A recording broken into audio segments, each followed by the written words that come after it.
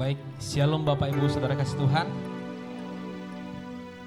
Kita percaya kita ada semua karena kasih anugerah Tuhan, amin. Banyak orang yang tidak bisa beribadah dengan bebas. Banyak orang tidak bisa beribadah karena tempat, karena kesehatan. Tapi karena oleh anugerah Tuhan kita boleh berada di tempat ini. Kita mau mempergunakan waktu yang ada, kesempatan yang ada yang Tuhan berikan bagi kita. Kita mau menyembah Dia, kita mau memuji Dia, Yesus Kristus Sang Juru Selamat kita. Kita mau siapkan hati kita mau bersatu di dalam doa. Terima kasih Tuhan. Terima kasih buat kebesaran-Mu Tuhan, sampai hari ini kami boleh ada semua karena kasih dan anugerah-Mu Tuhan. Biarlah kami boleh mempergunakan anugerah-Mu yang ada ini Tuhan, untuk memuji Engkau, untuk menyembah Engkau Tuhan di dalam roh dan kebenaran yang Engkau berikan bagi kami. Kami percaya Tuhan, Engkaulah Allah yang layak kami sembah. Engkaulah Allah yang layak kami berikan pujian kami, syukur kami kepadamu Tuhan. Karena tiada Allah yang seperti Engkau. Tiada Allah yang begitu mengasihi kami selain Engkau Yesus Sang Juru Selamat. Mari Tuhan beracaralah Tuhan, bertahtalah Tuhan dalam setiap pujian penyembahan kami hari ini. Terima kasih Tuhan, terima kasih Yesus. Biarlah kami boleh setiap hari, setiap waktu memuji Engkau, menyembah Engkau Tuhan, karena kasih-Mu yang begitu besar bagi kami. Terima kasih Bapa, terima kasih Yesus. Kami mau katakan tiada yang seperti Engkau. Setiap hari ku memuji-Mu, Yesusku, penyelamatku. Kami mau bernyanyi dan bersorak bagi Engkau Tuhan.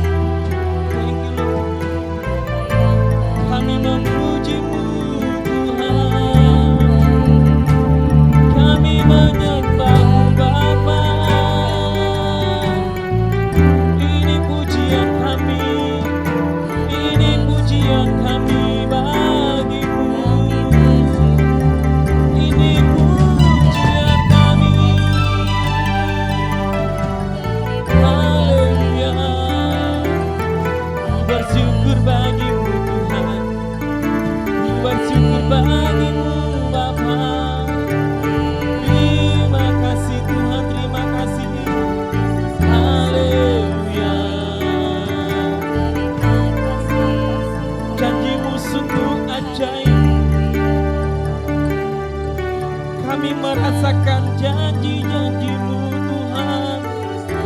Kami merasakan pertolongan-Mu Tuhan. Kami merasakan mujizat-Mu. Kami merasakan kuasa-Mu Bapa. Kami merasakan pertolongan-Mu yang dahsyat. Kami merasakan penyertaan-Mu yang luar biasa Tuhan. Kau tak pernah meninggalkan kami. Kau tak pernah membiarkan kami sendirian. Kau selalu ada dan Kau selalu hadir dalam setiap hidup kami. Haleluya. Kau selalu ada dan membuat kami terpesona, membuat kami semakin kagum, membuat kami semakin kagum akan perbuatan-Mu yang ajaib Tuhan. Terima kasih Tuhan. Terima kasih Bapa. Terima kasih Tuhan. Terima kasih Yesus. Terima kasih Tuhan. Terima kasih Bapa.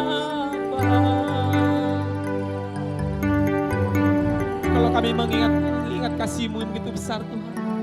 Kalau kami menghitung berkat yang Kau berikan bagi kami. Kesehatan, kekuatan, penghiburan. Dengan apa kami membalasnya Tuhan. Selain pujian kami, syukur kami kepada Engkau Tuhan.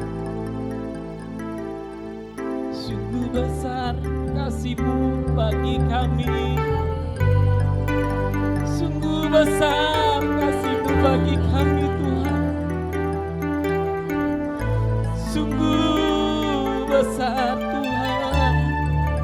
Dan terlalu besar yang kami terima. Terima kasih Tuhan. Terima kasih Bapa.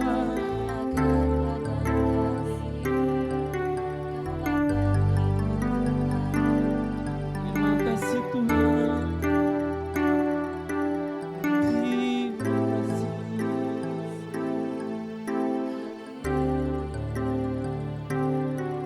Terima kasih Tuhan.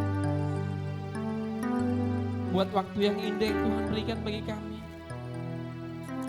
Terima kasih Tuhan buat kesempatan yang indah kami boleh beribadah di tempat ini. Terima kasih Bapak, terima kasih buat nafas hidup yang Tuhan berikan bagi kami. Hari ini Tuhan kami mau lebih lagi bersorak-sorai bagi Engkau. Karena Engkaulah kekuatan dan mazmur kami. Engkaulah gunung batu kami, perlindungan kami Tuhan, keselamatan kami. Dan kami mau selalu bersyukur bagi Engkau Tuhan. Mari Tuhan beracara Tuhan dalam ibadah kami.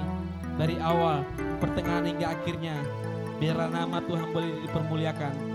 Di dalam nama Tuhan Yesus Kristus, kami umat percaya mau memuji Kau lebih heran, lebih dahsyat lagi. Semua umat Tuhan percayakan dengan sama-sama. Amin. Boleh lihat kanan kiri depan belakangnya. Katakan shalom untuk memberkati kita semuanya. Kita mau katakan Tuhanlah kekuatan dan mazmurku. Karena Dialah gunung batu kita dan keselamatan kita. Haleluya.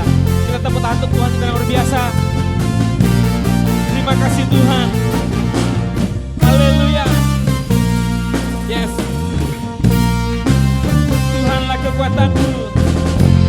Tuhanlah kekuatan dan mazmur. Amin. Ya gunung batu dan keselamatanku. Hanya padamu hatiku percaya. Kaulah menara dan tempat. Katakan ku mau selalu bersyukur bagi Tuhan kita. Haleluya. Waktu kamu padaku takkan pernah berubah. Hatiku percaya walau bumi bergoncang, gunung beranjak, namun kasih setiamu tak pergi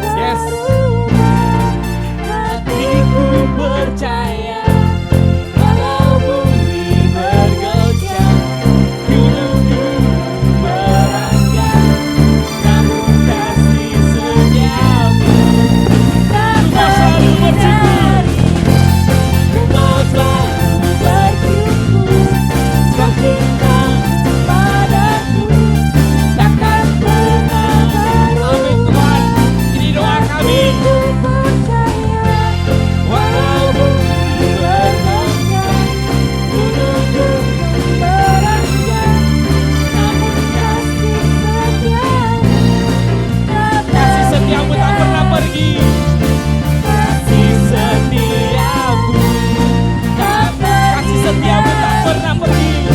kasih setiamu tak pergi dariku. Beri boleh tepuk tangan luar biasa, haleluya.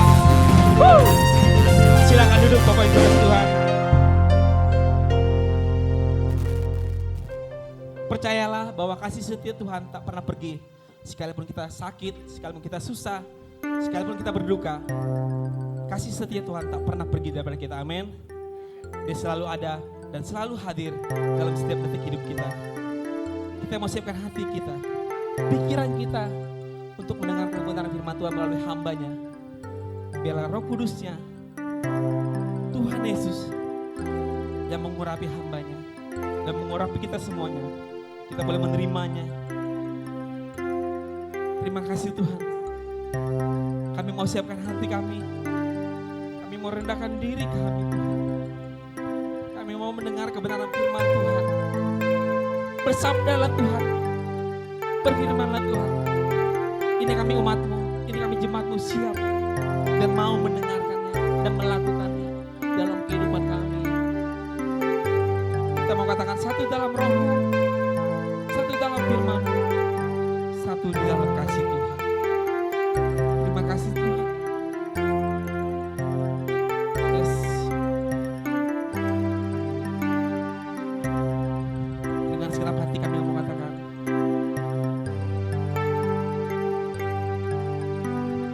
Satu dalam Roh, satu dalam firman, satu dalam kasih-Mu, kasih Tuhan, hubungan darah-Mu yang menyatukan kami dengan Bapa di surga. katakan dari awal, satu dalam Roh-Mu, satu dalam firman-Mu. Terima kasih Bapa. Satu dalam Roh-Mu, satu dalam firman, satu dalam Terima kasih kasih-Mu, Bapa. kasih Tuhan, tubuh dan darah-Mu yang menyatukan kami dengan Bapa di surga. Yesus, Ku siapkan hatiku. siapkan hatiku, rendahkan Amin. diri, ampuni saudaraku dengan kasih, perjamuan kudus-Mu satukan kami dengan Bapa di surga. Ku Yesus, siapkan hatiku. ku siapkan hatiku, rendahkan diri, ampuni saudaraku dengan kasih, perjamuan kudus-Mu satukan kami dengan Bapa di surga. Yesus, Katakan dari awal, satu dalam Roh-Mu, saya undang jemaat Tuhan bangkit diri semuanya.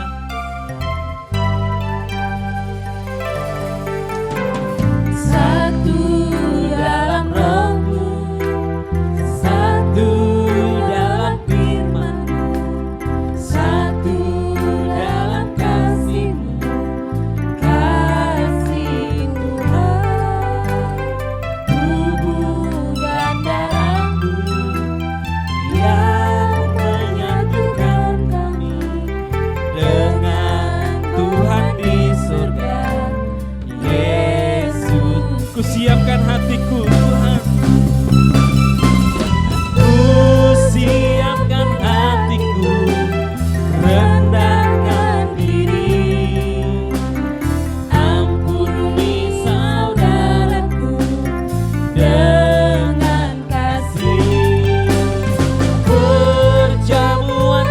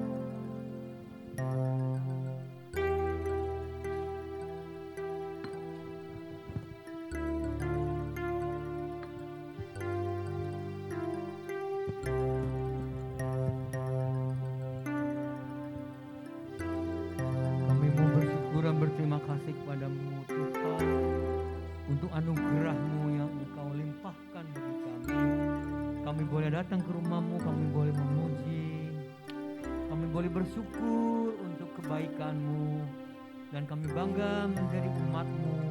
Kami bangga memiliki Allah yang seperti Engkau, Tuhanku, Allahku, Rajaku. Saat ini kami membuka hati kami untuk kebenaran firman-Mu. Turunlah urapan-Mu atas kami semua, baik bagi hamba-Mu yang menyampaikan, dan bagi umat-Mu, agar kami semua mendapat berkat dari kebenaran firman Tuhan, agar kami boleh mengerti keberadaan kami di hadapan-Mu, dan bagaimana kami hidup seturut kehendak-Mu, melakukan apa yang menjadi kerinduan-Mu. Urapi hamba, urapi kami semua. Kami siap menyambut firman-Mu hanya dalam satu nama, yaitu nama Tuhan Yesus Kristus. Haleluya. Bersama-sama saya yang siap menerima firman Tuhan, kita mau katakan amin. Amin. Ya, haleluya. Bapak Ibu yang dikasihi Tuhan Yesus Kristus,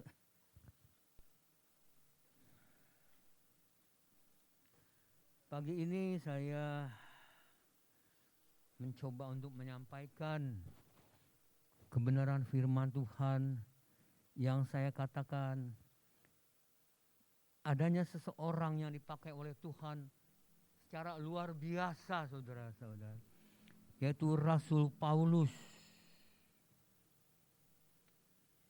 Rasul Paulus seorang yang betul-betul luar biasa dipakai oleh Tuhan. Padahal Rasul Paulus bukan murid Tuhan, Rasul Tuhan. Dari awal Tuhan Yesus pelayanan, bahkan ketika pencurahan Roh Kudus, Rasul Paulus pun tidak ada di tempat di mana Roh Kudus dicurahkan kepada murid-murid Tuhan Yesus Kristus. Tetapi Rasul Paulus menjadi pribadi yang luar biasa dipakai oleh Tuhan. Dialah yang menulis surat kiriman kepada jemaat di Roma. Surat yang sangat teologis dan padat dengan pengajaran dan kebenaran firman Tuhan. Hari ini kita ingin belajar. Kita ingin belajar kebenaran firman Tuhan dari apa yang dituliskan oleh Rasul Paulus, apa yang ada di hati Paulus. Bagaimana dia mencurahkan isi hatinya kepada jemaat di Roma melalui tulisan itu. Bagaimana dia melihat dirinya, siapa dirinya. Surat kiriman Rasul Paulus kepada jemaat di Roma itu diakui adalah surat kiriman yang padat berisi pengajaran-pengajaran, dan terkadang banyak hal-hal yang sulit dicerna oleh kalau bukan orang itu betul-betul mendapat tuntunan dan pimpinan Roh Kudus seperti Paulus yang menuliskan ini karena pimpinan dan bimbingan Roh Kudus. Itulah surat Roma, saudara-saudara. Padahal jemaat di Roma adalah bukan jemaat yang dibangun oleh Rasul Paulus. Tetapi cintanya Rasul Paulus pada jemaat di Roma membuat dia menulis surat kepada jemaat di Roma dengan tulisan yang luar biasa. Baik, mari kita buka Alkitab kita. Dan kita mau melihat di dalam Roma pasal ke-7 ayat 24. Roma pasal 7 ayat 24. Saya mencoba menyampaikan ini, saya sudah mencoba menuliskannya, saudara-saudara. Dengan sistematis, saya berharap apa yang saya tangkap akan dapat ditangkap oleh jemaat. Dan semua ini menjadi berkat bagi kita, supaya kita menjadi anak-anak Tuhan yang sungguh-sungguh melakukan kehendak Tuhan, kehendak Bapa.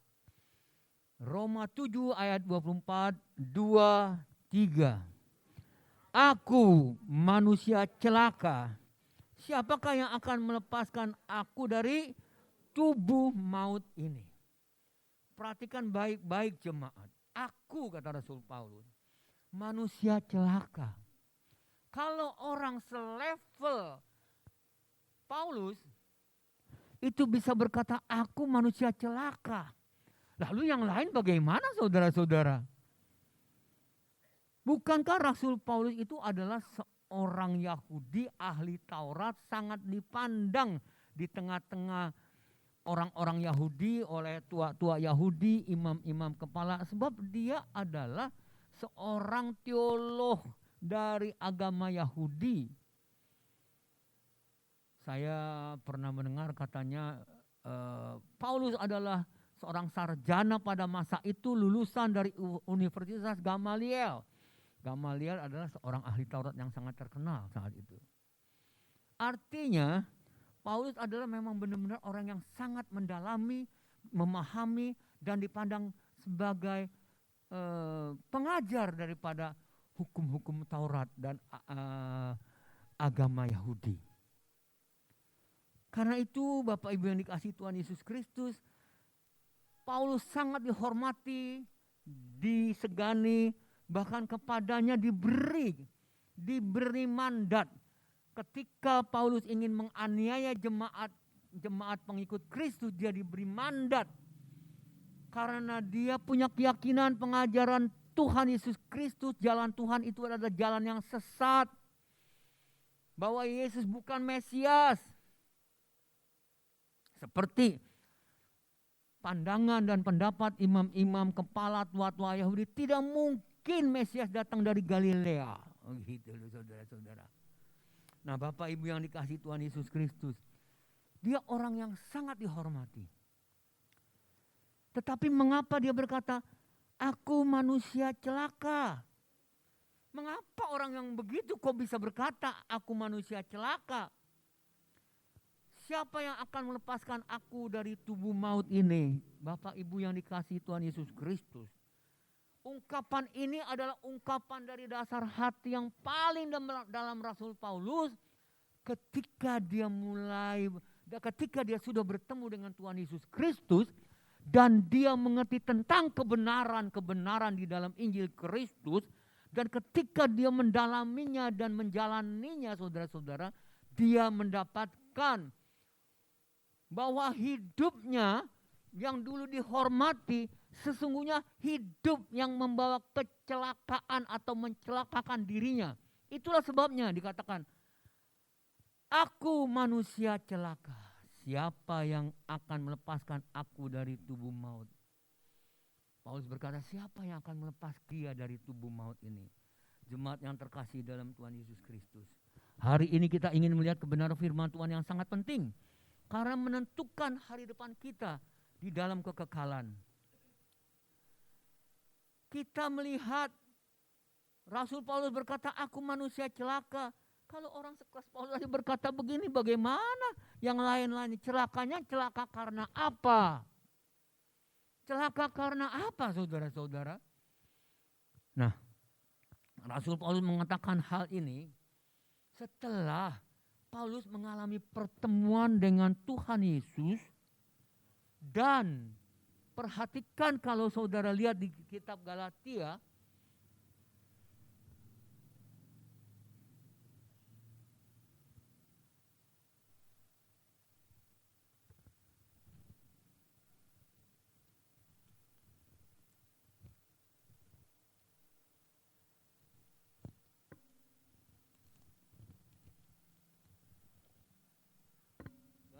pasal yang kedua,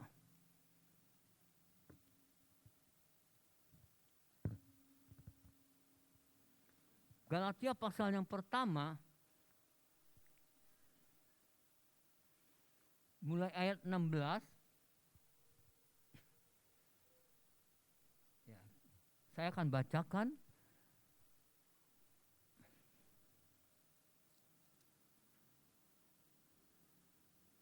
Atau ayat 15 kita lihat, saya akan bacakan.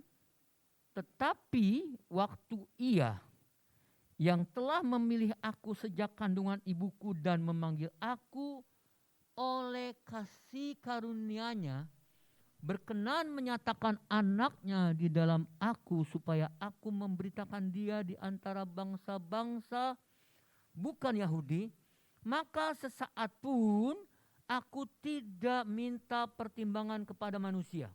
Ayat 17. Juga aku tidak pergi ke Yerusalem mendapatkan mereka yang telah menjadi rasul sebelum aku. Tetapi aku berangkat ke tanah Arab dan dari situ kembali lagi ke Damsyik. Lalu 3 tahun kemudian aku pergi ke Yerusalem untuk mengunjungi Kefas, Petrus. Dan aku menumpang 15 hari di rumahnya.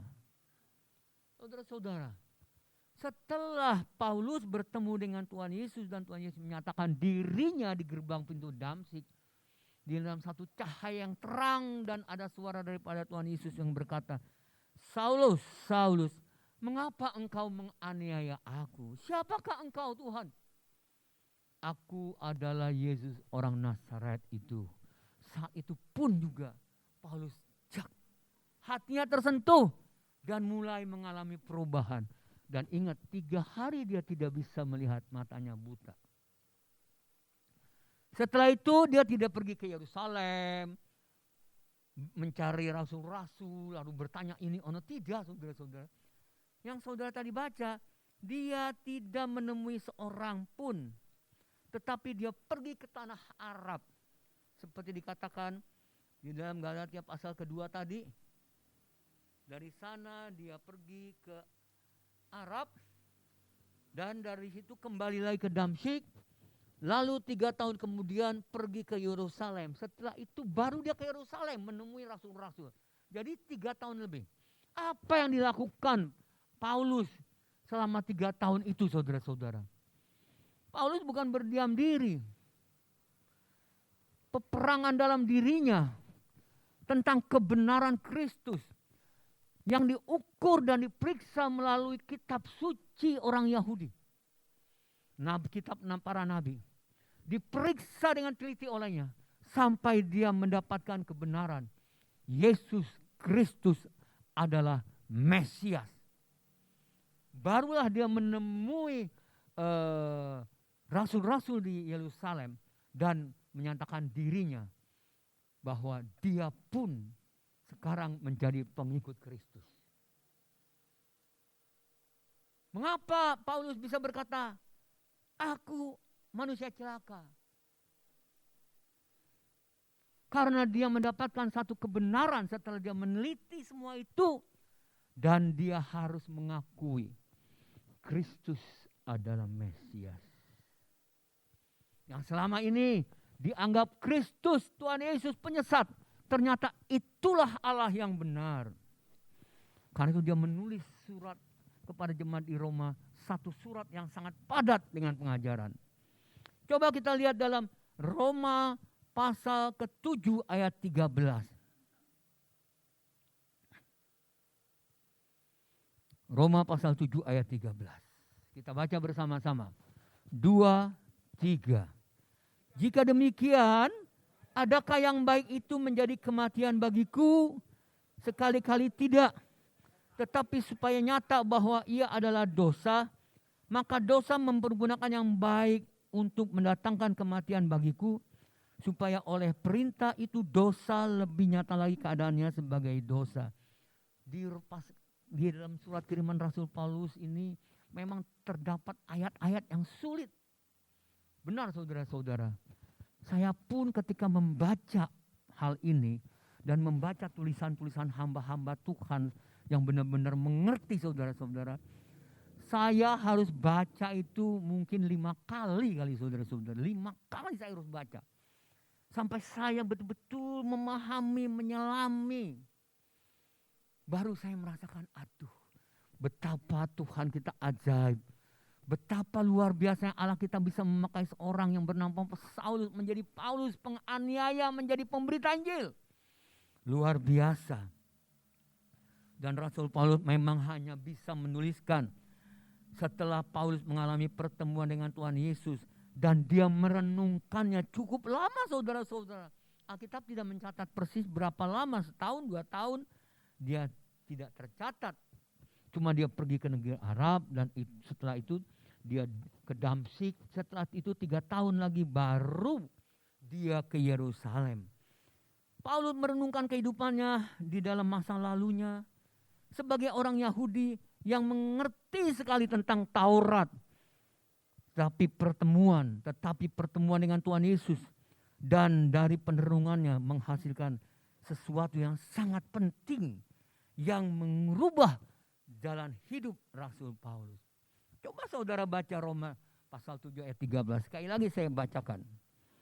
Jika demikian, adakah yang baik itu menjadi kematian bagiku?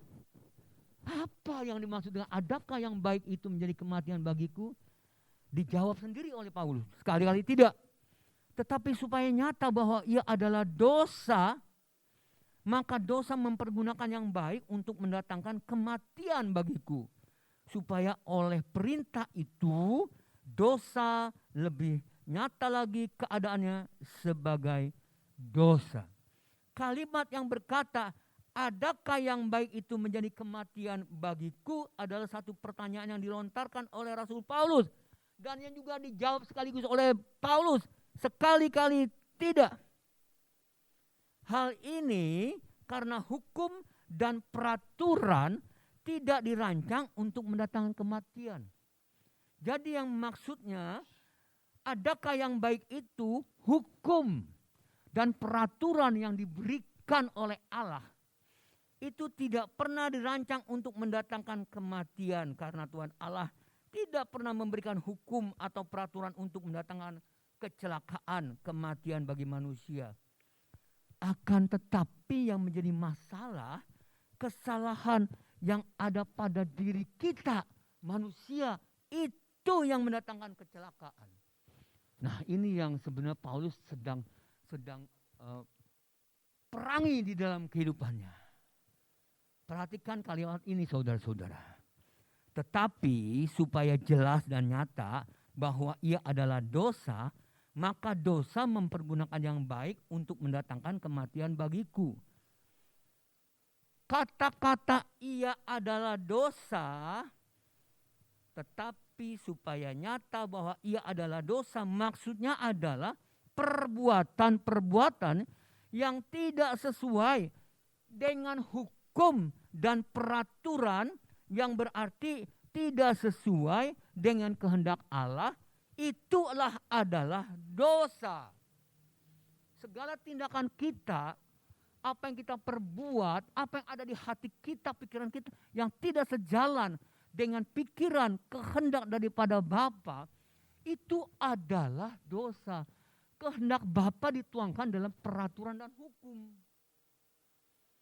Jadi hukum dan peraturan itu diberikan sebetulnya saudara-saudara untuk manusia itu melihat dirinya sebagai penuntun, bukan menjerat manusia, tetapi menyadarkan, membimbing manusia dengan perilakunya dalam kehidupan ini, bahwa manusia kalau tidak berhati-hati bisa berbuat dosa.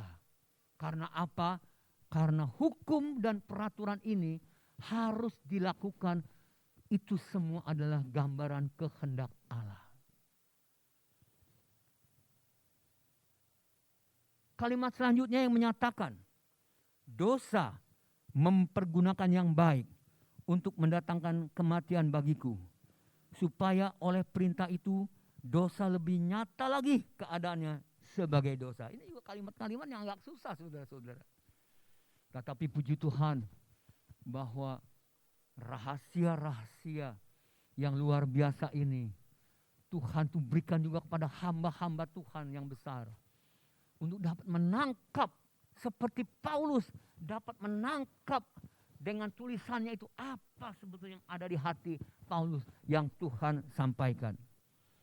Nah, kalimat yang mengatakan dosa mempergunakan yang baik untuk mendatangkan kematian bagiku, supaya oleh perintah itu dosa lebih nyata lagi keadaannya sebagai dosa.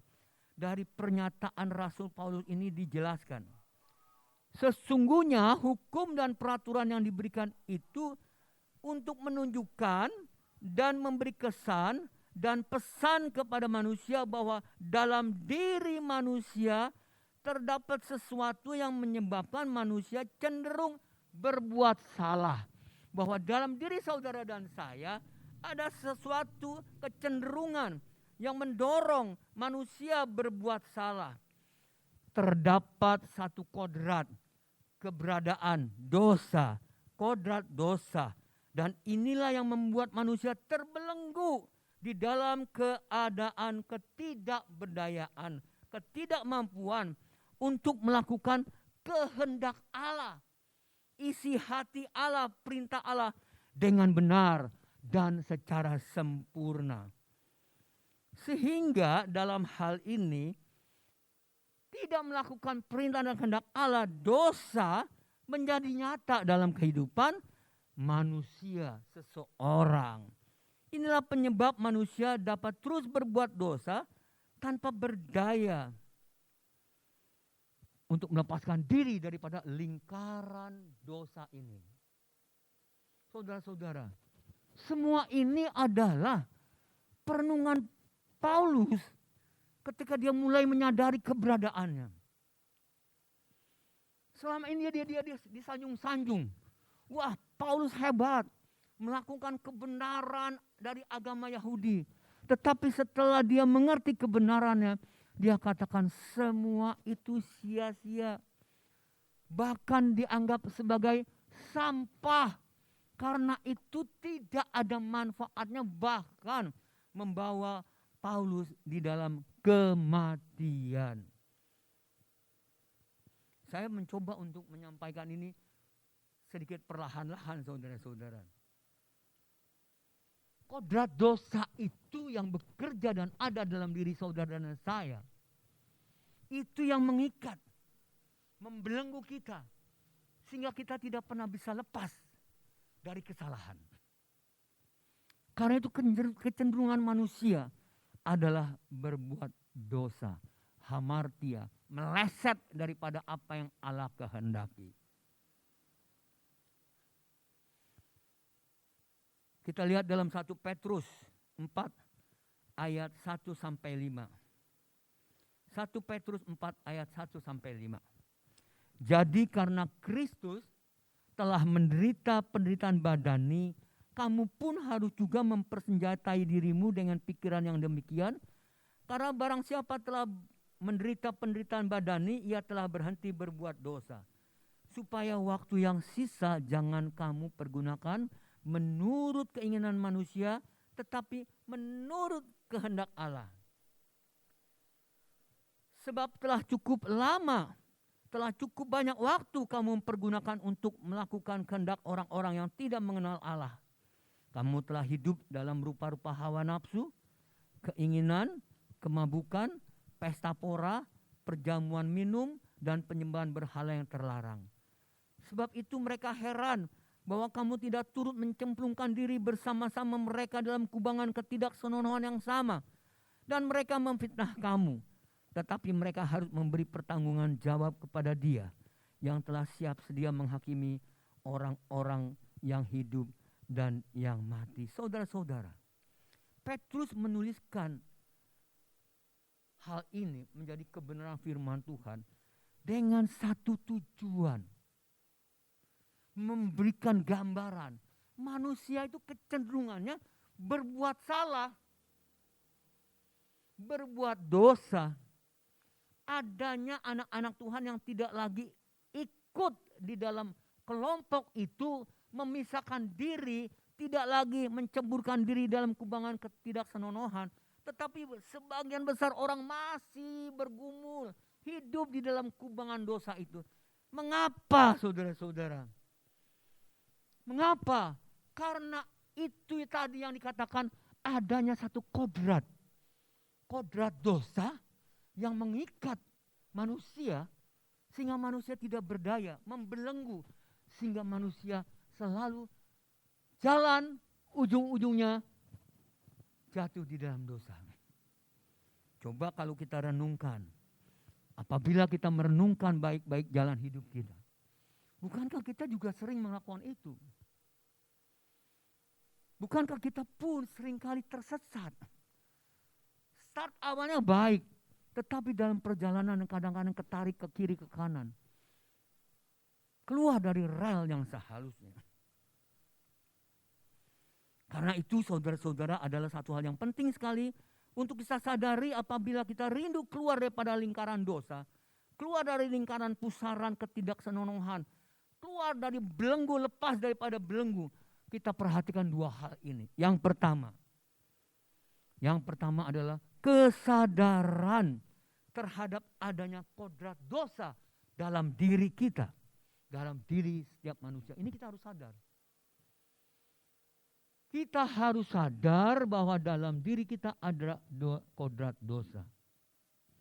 Yang kedua, bahwa dosa itu sendiri adalah begitu nyata. Begitu nyata dalam kehidupan kita.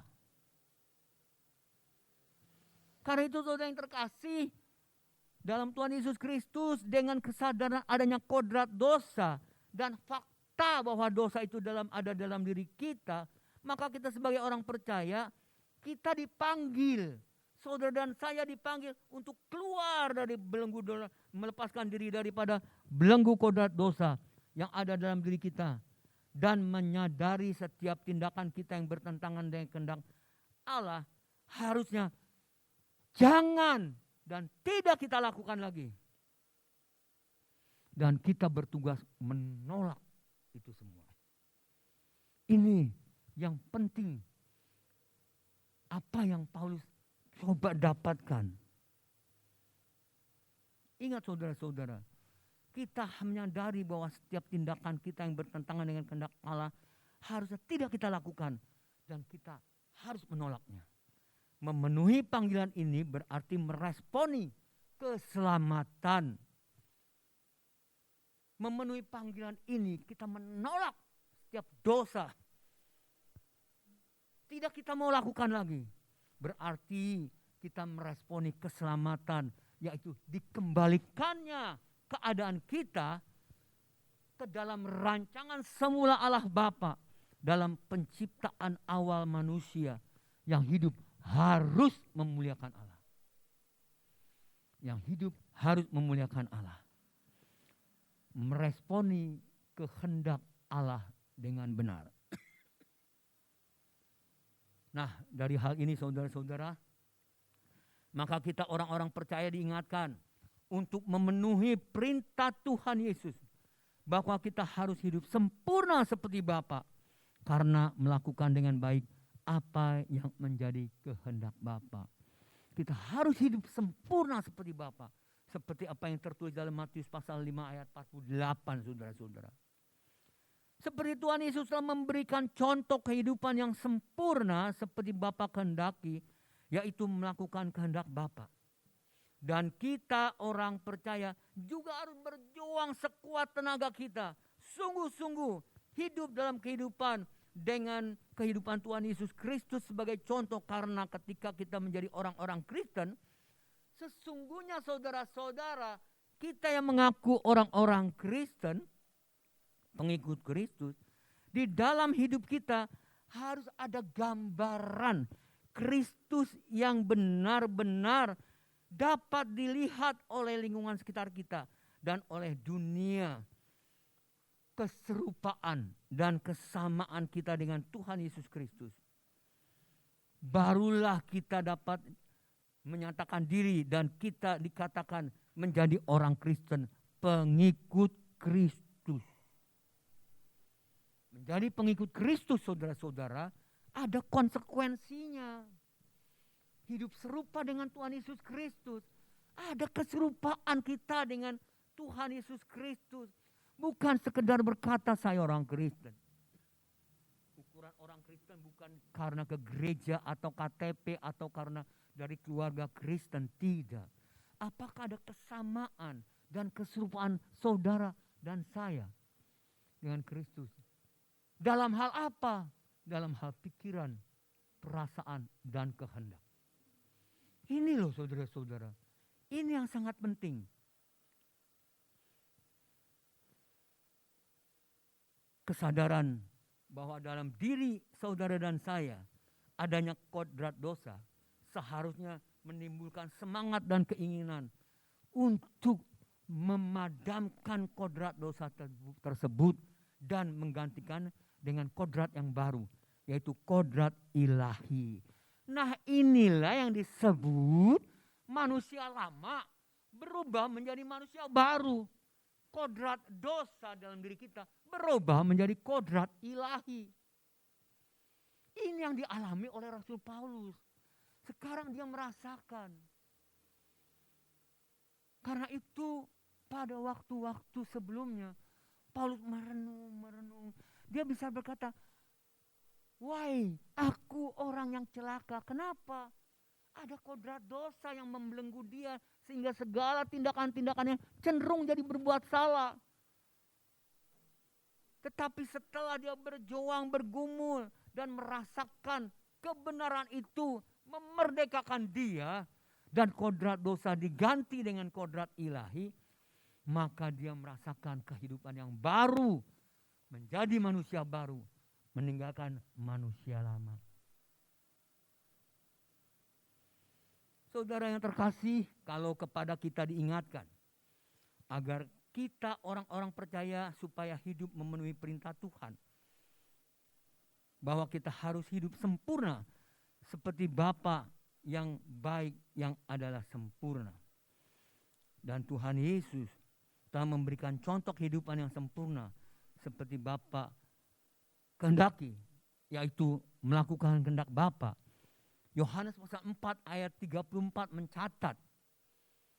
Yohanes pasal 4 ayat 34 mencatat apa yang dikerjakan, apa yang ada dalam kerinduan hati Tuhan Yesus. Yohanes 4 ayat 34. Kita akan lihat. Kita baca bersama-sama 2, 3. Kata Yesus kepada mereka.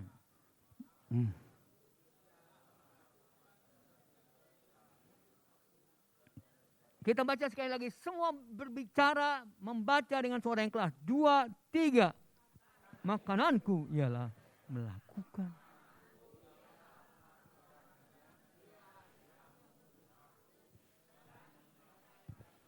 Dan menyelesaikan, melakukan kehendak Bapa. Makananku, kata Tuhan. Melakukan kehendak Bapa dan menyelesaikan pekerjaannya. Dan kita orang-orang percaya, orang-orang Kristen, anak-anak Tuhan, harus berjuang dan terus berjuang untuk hidup dalam keadaan seperti ini. Melakukan kehendak Bapa. Untuk ini kita orang percaya yang telah mengenal kebenarannya harus berjuang. Terus berjuang minta pimpinan Roh Kudus. Jangan sampai kehendak Bapa hilang di dalam kehidupan kita. Ingat saudara-saudara, kita harus berjuang sampai apa yang dikehendaki oleh Bapa ada di dalam hidup kita. Jangan hilang. Saudara-saudara yang terkasih dalam Tuhan Yesus Kristus, dalam hal ini sempurna seperti Bapa berarti berkeadaan kudus seperti kekudusan Bapa surgawi. Sekali lagi saya katakan,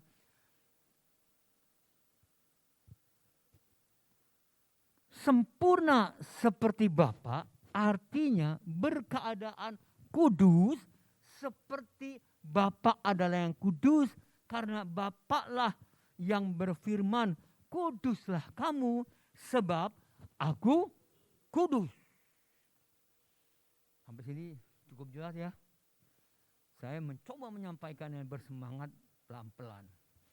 Hidup dalam kekudusan atau perkataan kudus adalah kehidupan yang terpisah daripada hidup dalam dunia ini. Hidup dalam persahabatan dengan dunia terpisah, saudara-saudara. Tidak ada persahabatan dengan dunia. Dan hidup dalam percintaan dunia tidak ada. Hidup dalam percintaan dengan dunia. Sebab itu adalah perbuatan dan apa yang dikerjakan oleh orang-orang di luar Kristus Yesus.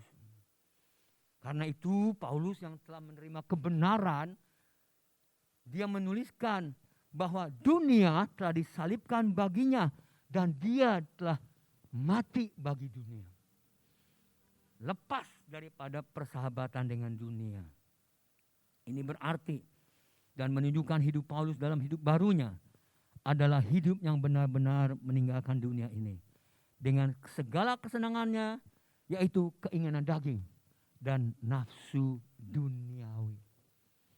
Karena itu dia berkata, hidupku adalah Kristus dan mati adalah keuntungan bagiku.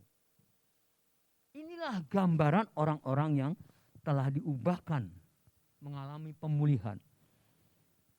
Kalau kita baca dalam kitab Roma ini, kata-kata hukum Taurat, ini adalah bukan menunjukkan secara langsung kepada hukum di dalam hukum Taurat, tetapi yang dimaksudkan adalah satu cara hidup, gaya hidup yang harus ada dalam kehidupan bangsa Israel dan juga kita, dan juga dalam kehidupan orang-orang yang berkenan di hadapan Allah sesuai kehendaknya. Bangsa Israel diberikan hukum Taurat, harus diikuti. Itu menjadi gaya hidup, harus menyatu di dalam dirinya. Tetapi seringkali hukum tertulis itu menjadi hukum legalitas. Orang hanya mau melakukan jangan membunuh. Ya udah, saya enggak membunuh. Tapi membenci. Yesus bilang, kamu tidak membunuh, membenci berarti membunuh.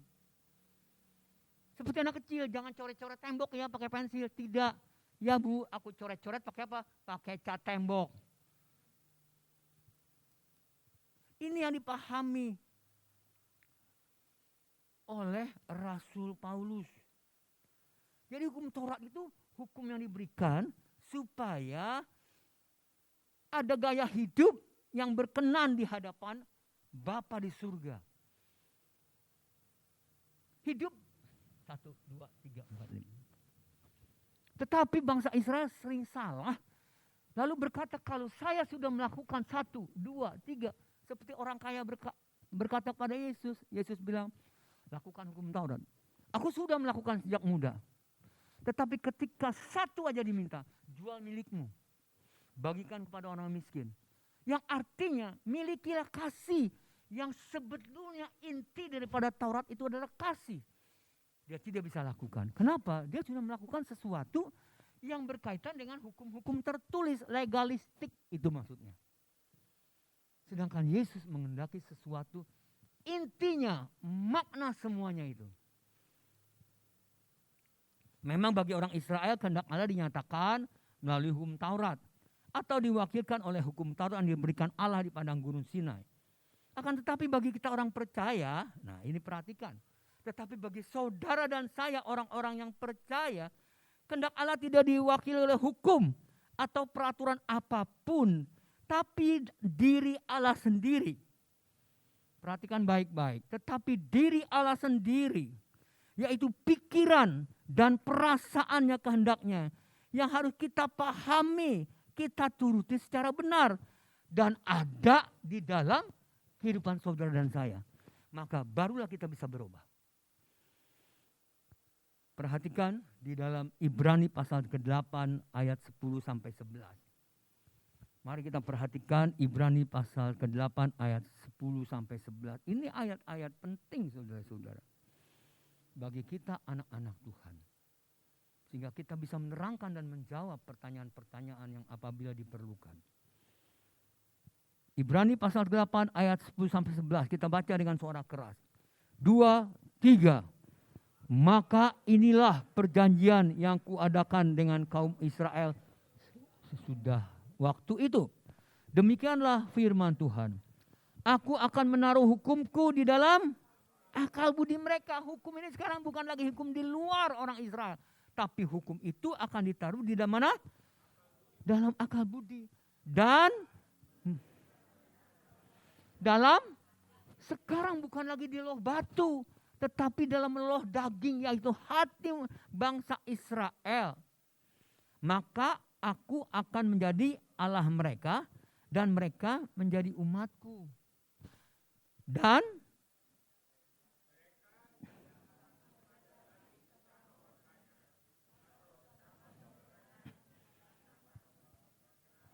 kenalah Tuhanmu, sebab mereka semua besar kecil akan.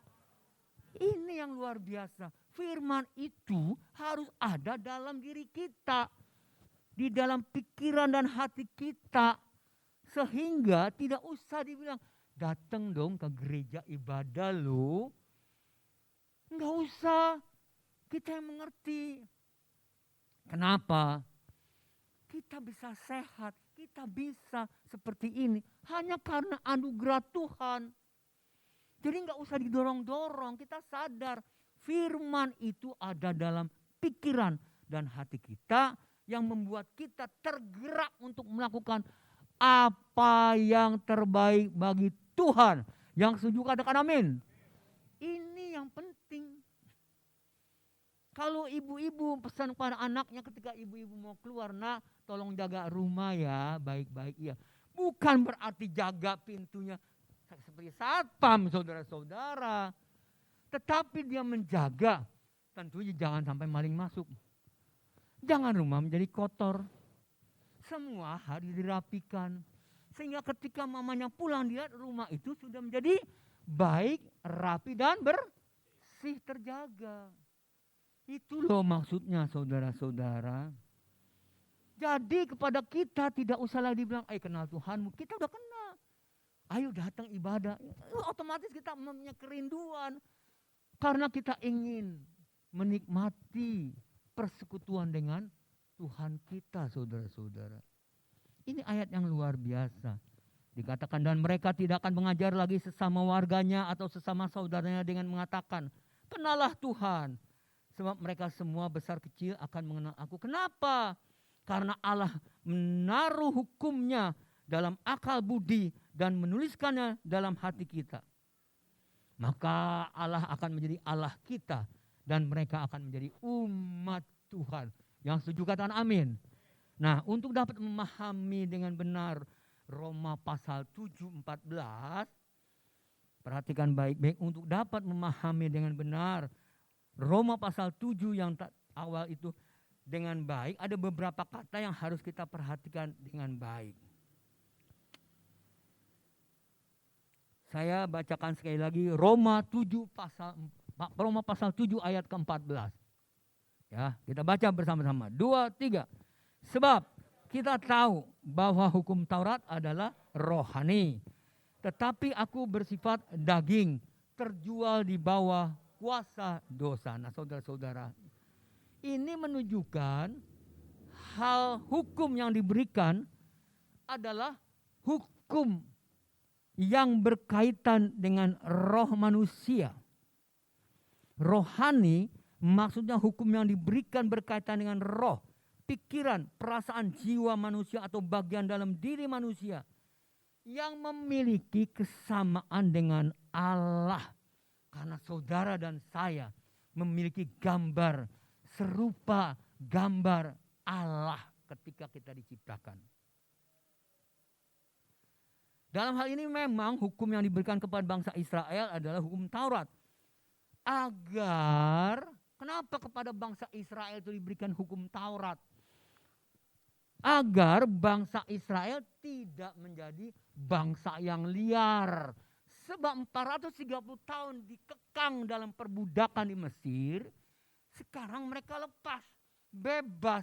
Maka diberikanlah tatanan hukum Taurat supaya mereka tidak menjadi liar. Menjadi hidup semaunya, tetapi harus menjadi manusia yang beradab dan tertib hidup. Kenapa? Karena bangsa Israel adalah bangsa di mana Allah menyatakan hadiratnya secara nyata. Punya pengalaman-pengalaman yang luar biasa, keluar dari Mesir, masuk ke tanah perjanjian. Dalam bahasa administrasi, bangsa Israel mempunyai dokumen yang lengkap tentang siapa Allahnya. Yaitu pengalaman hidup. Yang kedua, bangsa Israel itu harus selalu ada dan tidak boleh punah.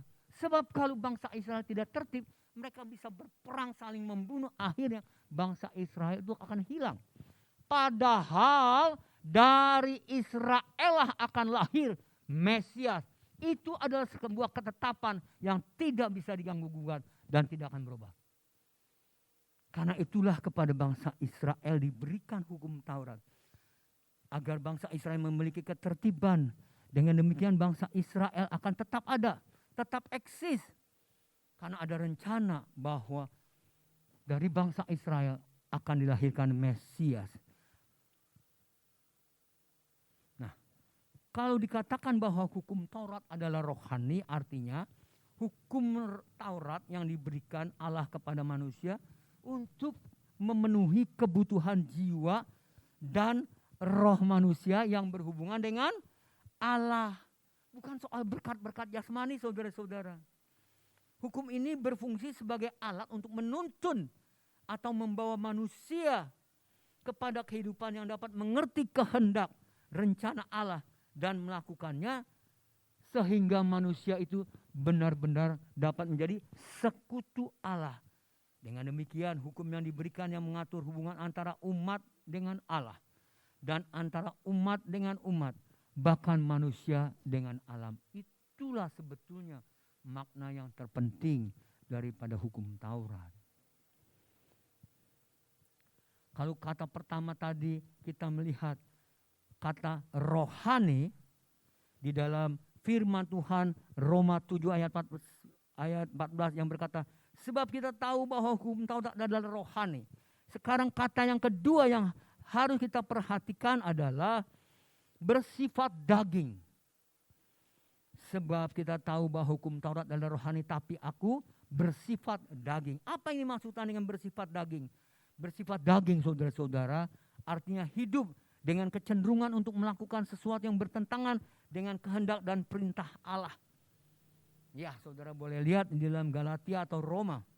Di mana hal ini terjadi karena dalam diri manusia adanya kodrat dosa yang membuat manusia cenderung melakukan hal yang salah atau meleset atau menyimpang dari kehendak Allah yang suci dan sempurna karena kita hanya mengikuti kehendak daging kita.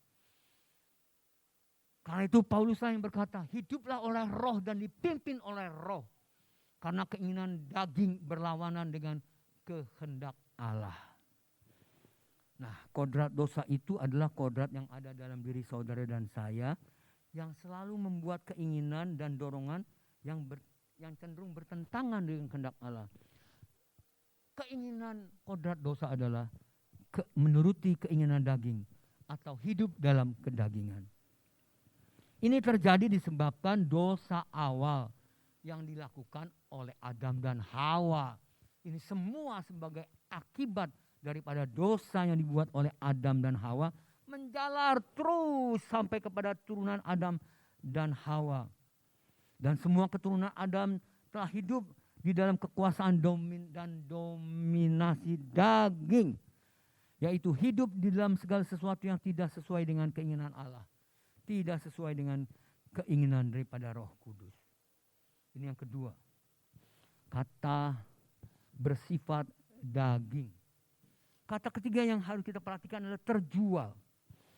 Roma 7 ayat 14 berkata, sebab kita tahu bahwa hukum Taurat adalah rohani, tetapi aku bersifat daging. Terjual di bawah. Wah, ini kalimat yang luar biasa, saudara-saudara. Membaca ini, saudara-saudara, saya sangat bersyukur Allah bisa memakai seseorang luar biasa. Terjual. Kata terjual menunjukkan seperti ada satu transaksi. Jual beli. Berarti ada subjek pembeli. Ada juga objek yang dijual dalam transaksi itu. Kata terjual sebetulnya adalah hanya gambaran saja. Yaitu perbuatan yang salah Adam dan Hawa. Perbuatan Adam dan Hawa yang salah. Tidak dapat memiliki kemampuan, tidak berdaya, bertindak tepat seperti yang Allah kehendaki. Jangan makan buah itu, tapi dimakan saudara-saudara. Dengan demikian manusia berkeadaan meleset dari apa yang dikehendaki oleh Allah. Hamartia, dosa, itu adalah meleset daripada yang seharusnya. Seharusnya Adam dan Hawa itu bisa mengatakan tidak. Allah berkata jangan makan, berarti jangan makan. Tapi ular berkata, kalau kamu makan, kamu akan menjadi seperti Allah, tahu yang baik dan yang buruk. Wah, bagus ya kalau begitu. Kehendak bebas tidak digunakan dengan baik. Tapi kehendak bebas disalahgunakan mengikuti kehendak si ular yang membinasakan. Begitu juga bangsa Israel tidak pernah tidak meleset dalam melakukan hukum Taurat. Dan itulah sebabnya harus ada persembahan darah domba atau binatang sebagai alat penghapus dosa. dosa yang adalah hamartia, meleset. Nah, bagi kita umat perjanjian baru di mana kehendak Allah sebagai hukumnya, maka umat pilihan Allah dalam perjanjian baru harus berjuang melawan kemelesetan atau dosa, yaitu kemelesetan dari pikiran, perasaan Allah yang harusnya ada pada diri kita. Karena itu saudara-saudara, firman Tuhan berkata, dalam hidupmu bersama, hendaknya pikiran dan perasaan Kristus ada kepadamu. Mungkin kita baca ayat ini, kita tidak memahami. Mungkin kalau kita sudah mendengar uraian ini, yang memang cukup dalam saudara-saudara, mungkin mudah-mudahan saudara bisa mengerti. Saudara yang terkasih, seandainya Adam tidak jatuh dalam dosa, maka Adam dan semua manusia tidak terjual di bawah kuasa dosa. Ini berarti semua manusia dapat berkeadaan berkodrat ilahi. Semua manusia dapat memiliki kodrat ilahi, yaitu hidup sebagaimana kehendak Allah sesuai rancangan Allah semula dalam menciptakan manusia. Akan tetapi saudara yang terkasih, karena manusia pertama telah jatuh dalam dosa, sehingga Adamlah yang menyebabkan manusia terjual di bawah kuasa dosa. Sehingga semua yang dilahirkan di bumi ini ada di bawah kendali dan kuasa dosa. Keadaan saudara dan saya, keadaan kita manusia yang terjual di bawah kuasa dosa adalah keadaan diri manusia yang hidup. Dan apa yang diperbuatnya tidak pasti meleset dari kehendak Allah yang sempurna. Ya, sudah nasib saudara-saudara gara-gara Adam. Tetapi tidak demikian seterusnya. Karena Yesus Kristus datang menebus saudara, mengembalikan saudara dan saya di dalam rancangan Allah semula. Menyelamatkan. Itu adalah arti keselamatan yang sesungguhnya. Arti keselamatan bukan kita masuk surga. Tidak sesederhana itu.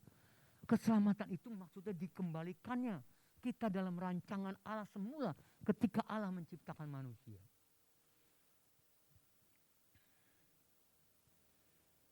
Jemaat yang terkasih saudara-saudara, pengalaman Rasul Paulus seperti inilah adalah pengalaman mengenal kebenaran Injil Tuhan Yesus setelah dia bertemu dengan Tuhan Yesus di gerbang kota Damsyik. Sebab sebelum mengenal kebenaran Injil, Paulus menyatakan dirinya bahwa dia adalah orang yang tidak pernah bersalah. Iya, dulunya Paulus merasa dia adalah orang yang paling benar. Karena itu dia menulis dalam Filipi pasal 3 ayat 6, dia menulis dalam Filipi pasal 3 ayat 6 berkata begini, tentang kegiatan aku penganiaya jemaat, tentang kebenaran dalam mentaati hukum Taurat, aku tidak bercacat. Iya, betul sebelum mengenal kebenaran. Tapi setelah mengenal kebenaran, semua itu dianggap sampah.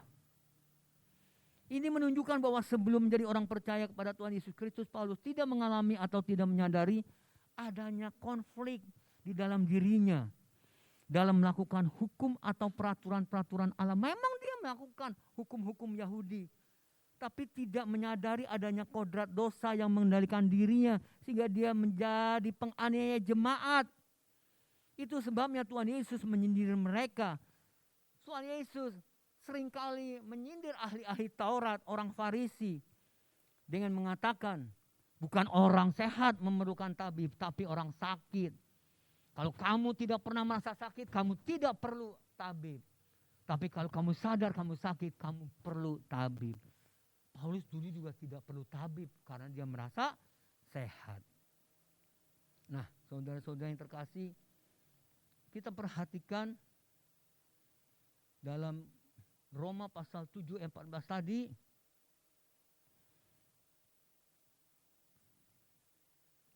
atau kita lanjut kepada Roma pasal 7 ayat 15. Bisa disiapkan. Roma pasal 7 ayat 15. Ya.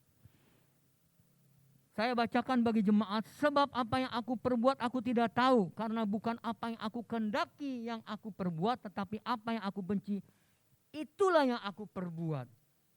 Sekali lagi saya katakan, sebab apa yang aku perbuat aku tidak tahu, karena bukan apa yang aku kehendaki yang aku perbuat, tetapi apa yang aku benci itulah yang aku perbuat. Kata-kata perbuat adalah menunjukkan sikap perbuatan yang dilakukan oleh Rasul Paulus dalam kehidupannya bukan hanya satu atau dua kali, tetapi tindakan apa yang dilakukan yang sering dikerjakan. Tetapi semua itu di luar kesadaran atau kemudi yang dengan sadar dilakukan oleh Paulus. Tetapi ketika seorang menyadari keadaannya, semua akibat dari perbuatan-perbuatannya setiap hari, maka dia akan berkata kepada dirinya, mengapa ya aku melakukan? Mengapa ya aku berkeadaan seperti ini? Kenapa ini yang selalu aku lakukan? Artinya, saudara-saudara, kalau ada orang berbuat salah, yang perlu kita perhatikan adalah sangat berkemungkinan dia sendiri tidak terlalu menyadari keberadaannya. Kenapa? Sebab dia ada di bawah kuasa dosa, kodrat dosa yang mempengaruhi dia. Karena itu kita wajib, kita orang yang sadar, kita wajib menuntun, membimbing mereka, mengingatkan. Tetapi kalau sudah berulang kali diingatkan, kita hanya bisa serahkan ke dalam tangan Tuhan apa yang Tuhan kehendaki. Paulus menyatakan selanjutnya, saudara-saudara, bahwa keadaan yang dilakukannya bukan apa yang diingininya. Justru bukan yang diinginnya yang dia lakukan, yang dia benci itulah yang terjadi dalam dirinya. Itu semua karena pengaruh kodrat dosa. Jemaat yang saya kasih dalam Tuhan Yesus Kristus, apa yang dikemukakan Rasul Paulus semua ini adalah hasil perenungan diri setelah Paulus berjumpa dengan Tuhan Yesus Kristus dan mendengar Yesus berkata, mengapa engkau menganiaya aku? Ketika Paulus merenungkan apa yang diperbuatnya dan apa yang dihasilkan dari perbuatannya, Paulus pun sadar bahwa ia tidak melakukan apa yang sebenarnya dia ingini. Karena itu Paulus lain berkata, tetapi apa yang aku benci itulah yang aku perbuat. Semua ini terjadi karena Paulus sudah mengenal kebenaran, dan mengenal kebenaran Paulus mengalami kesucian Allah, dan ternyata apa yang telah dicapai atau dihasilkan dalam hidupnya selama itu terkait dengan moral yang dianggap tinggi dan baik belum menghasilkan mencapai standar kesucian kekudusan Allah. Karena itu jemaat yang terkasih dalam Tuhan Yesus Kristus, inilah hal yang terpenting yang harus kita hidupi, yaitu mengenal kebenaran. Perhatikan baik-baik. Kita harus mengenal kebenaran dan menghidupi hidup kita dalam kebenaran firman Tuhan. Mengenal kekudusan Allah dan hidup dalam kekudusannya. Inilah sebenarnya pergumulan yang harus ada pada kita setiap saat. Yang bukan saja memahami standar kesucian Allah, tapi juga memiliki kerinduan, kehausan akan kebenaran. Kehausan dan kerinduan akan kebenaran itu akan mendorong dan selalu mendorong saudara dan saya, semua kita, memeriksa diri kita. Apakah keadaan kita telah sesuai dengan kehendak Allah atau belum?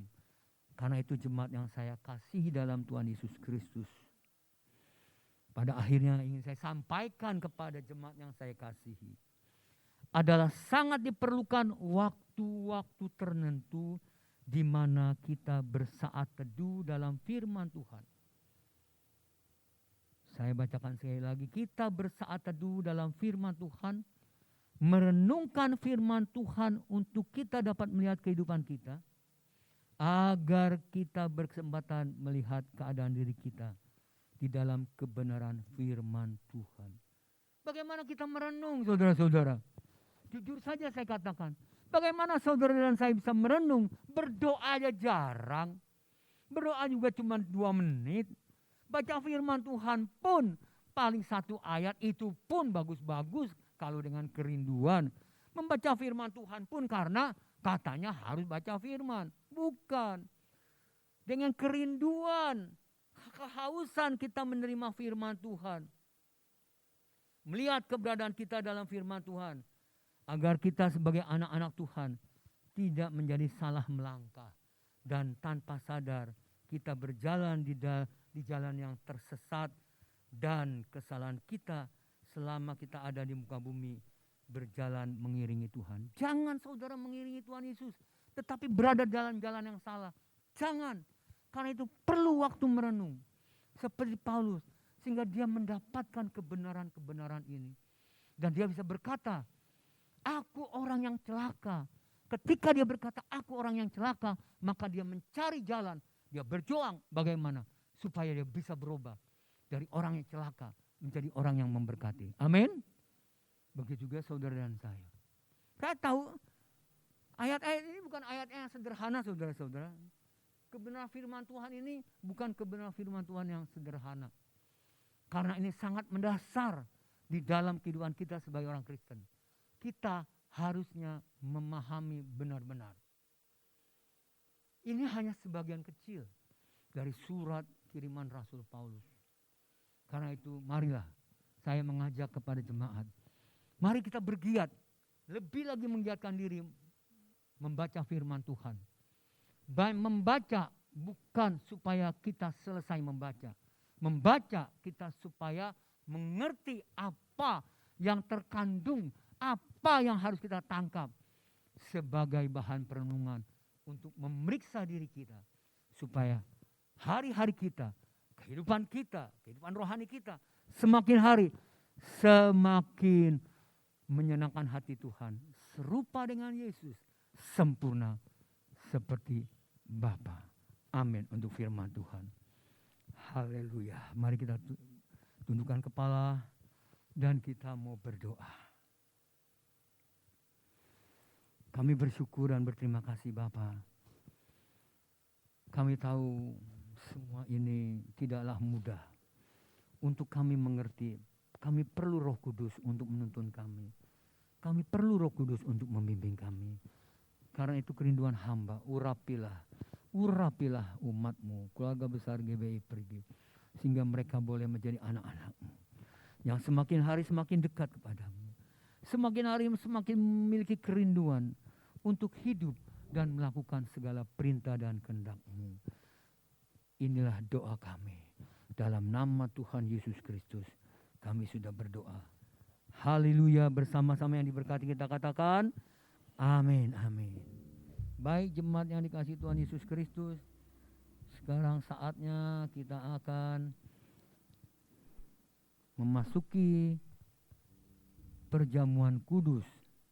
Mari siapkan roti dan anggur.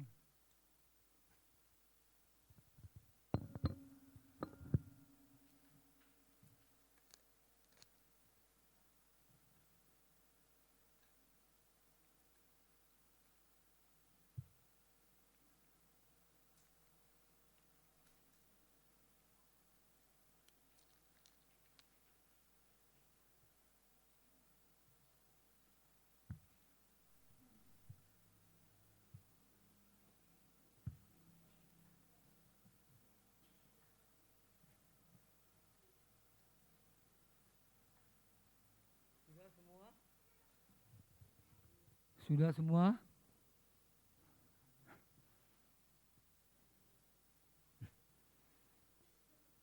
Ada yang belum?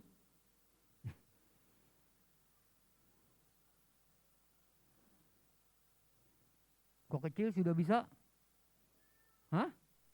Belum? Oh udah. Oh Pak Tony belum.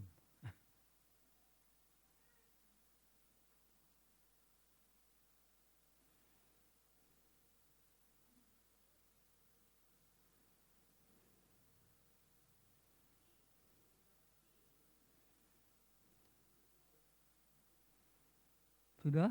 Mari jemaat kita bangkit berdiri.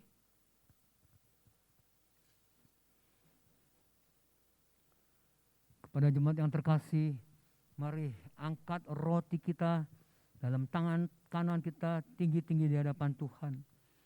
Dengarkan pertanyaan yang saya ingin sampaikan dan katakan amin bila kita sungguh-sungguh percaya. Bukankah roti yang telah dipecah-pecahkan yang ada di tangan kita adalah persekutuan dengan tubuh Kristus? Amin. Mari dengarkan firman Tuhan sebelum kita makan bersama-sama. Sebab apa yang telah kuteruskan kepadamu telah aku terima dari Tuhan, yaitu bahwa Tuhan Yesus pada malam waktu ia diserahkan, mengambil roti dan sesudah itu ia mengucap syukur atasnya. Ia memecah-mecahkannya dan berkata, inilah tubuhku yang diserahkan bagi kamu. Perbuatlah ini menjadi peringatan akan aku. Mari kita menerimanya dengan rasa syukur, mengingat kasih Kristus dalam nama Tuhan Yesus Kristus.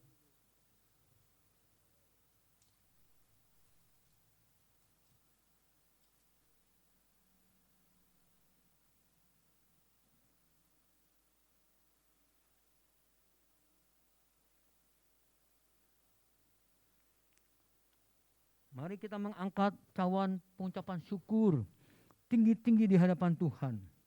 Dengarkan firman Tuhan.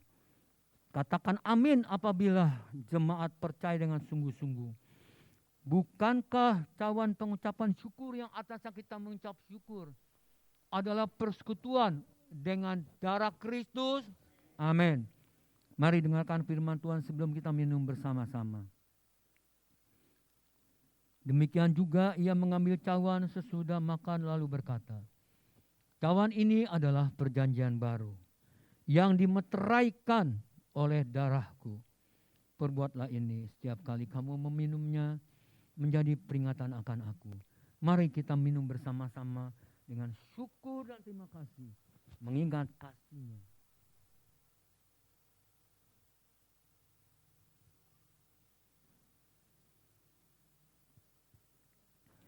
Haleluya, haleluya. Mari kita mau bersyukur kepada Tuhan.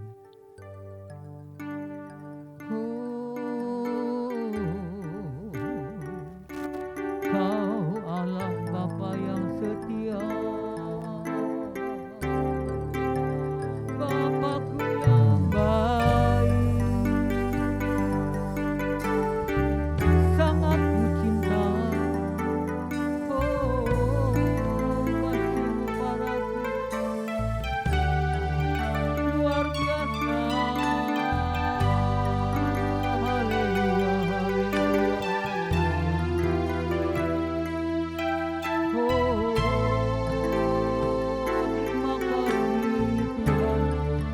Terima kasih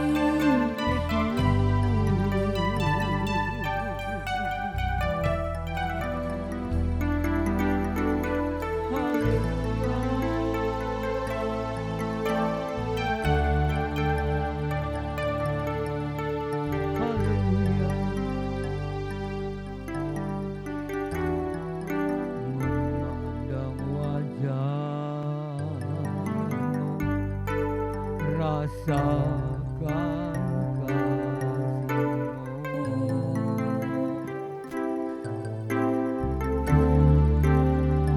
Indah dekatmu setiap saat dalam hidupku.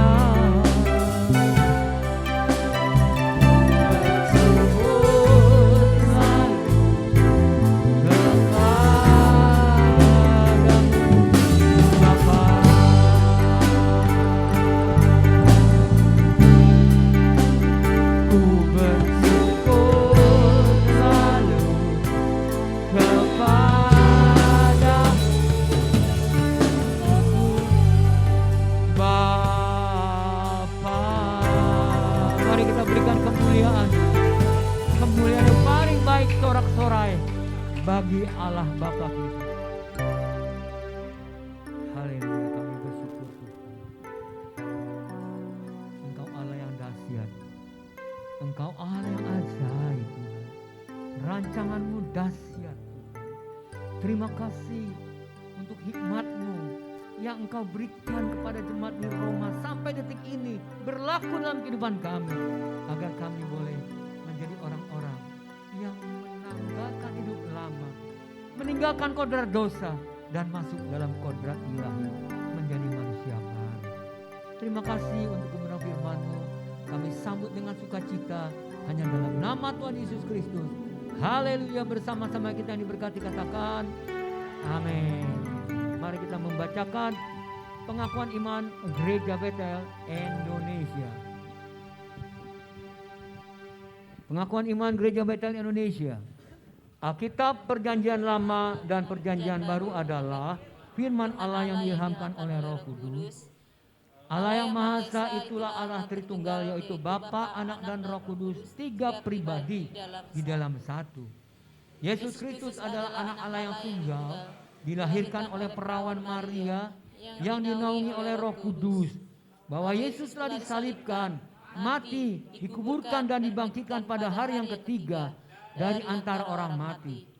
Bahwa Ia telah naik ke surga dan duduk di sebelah kanan Allah Bapa sebagai Tuhan Juru Selamat dan Pengantara kita. Semua manusia sudah berdosa dan kehilangan kemuliaan Allah sehingga harus bertobat dan berpaling kepada Allah untuk menerima pengampunan dosa. Pembenaran dan kelahiran baru terjadi karena iman di dalam darah Yesus Kristus yang dikerjakan oleh Roh Kudus. Setiap orang yang bertobat harus dibaptis secara selam dalam nama Bapa, Anak dan Roh Kudus, yaitu dalam nama Tuhan Yesus Kristus. Penyucian hidup adalah buah kelahiran baru karena percaya dalam darah Yesus Kristus yang dikerjakan oleh kuasa firman Allah dan Roh Kudus. Karena itu kesucian adalah azas dan prinsip hidup umat Kristen. Baptisan Roh Kudus adalah karunia Tuhan untuk semua orang yang telah disucikan hatinya. Tanda awal baptisan Roh Kudus adalah berkata-kata dalam bahasa roh sebagaimana diilhamkan oleh Roh Kudus. Perjamuan kudus dilakukan setiap kali untuk meneguhkan persekutuan kita dengan Tuhan dan satu dengan yang lain. Kesembuhan ilahi tersedia dalam korban penebusan Yesus untuk semua orang yang percaya. Tuhan Yesus Kristus akan turun dari surga untuk membangkitkan semua umat-Nya yang telah mati dan mengangkat semua umat-Nya yang masih hidup, lalu bersama-sama bertemu dengan Dia di udara. Kemudian Ia akan datang kembali bersama orang kudus-Nya untuk mendirikan kerajaan 1000 tahun di bumi ini. Pada akhirnya semua orang yang mati akan dibangkitkan pada orang benar dibangkitkan pada yang pertama dan menerima hidup kekal. Tetapi orang jahat akan bangkit pada kebangkitan yang kedua dan menerima hukuman selama-lamanya. Bersama-sama kita angkat tangan kita katakan, seluruh keluarga besar GBI Perigi menjadi keluarga kerajaan Allah yang siap masuk dalam kekekalan. Mari kita berdoa. Bapa kami yang di surga, dikuduskanlah nama-Mu, datanglah kerajaan-Mu, jadilah kehendak-Mu di bumi seperti di surga. Berikanlah kami pada hari ini makanan kami yang secukupnya, dan ampunilah kami akan kesalahan kami, seperti kami juga mengampuni orang yang bersalah kepada kami. Dan janganlah membawa kami ke dalam pencobaan, tetapi lepaskanlah kami daripada yang jahat, karena Engkaulah yang punya kerajaan dan kuasa dan kemuliaan sampai selama-lamanya. Haleluya. Naikkan pujian, kami memuji kebesaran-Mu. Kita akan akhiri ibadah kita. Ajaib Tuhan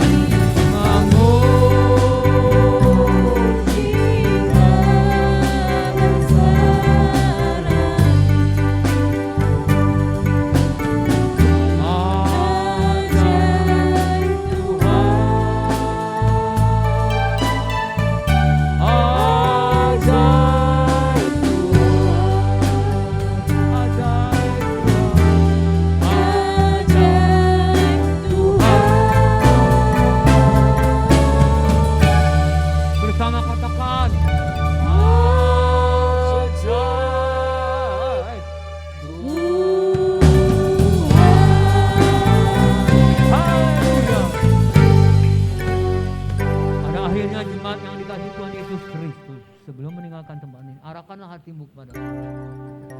Angkatlah kedua belah tanganmu dengan sungguh-sungguh di hadapan Tuhan dan pandanglah wajah-Nya. Tuhan memberkati engkau dan melindungi engkau. Tuhan menyinari engkau dengan wajah-Nya dan memberi engkau kasih karunia. Tuhan menghadapkan wajah-Nya kepadamu dan memberi engkau damai sejahtera.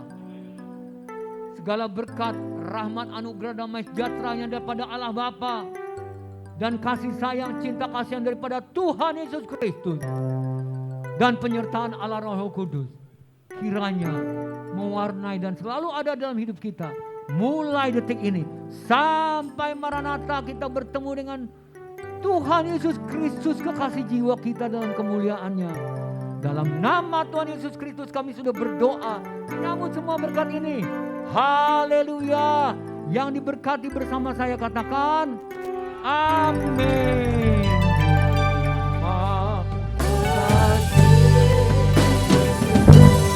Terima kasih Yesusku, puji syukur hanya bagi Tuhanku. Terima kasih Yesusku.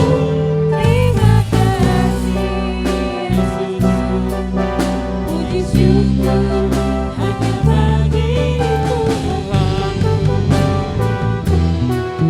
Puji syukur hanya bagi Tuhanku. Puji syukur hanya bagi Tuhanku.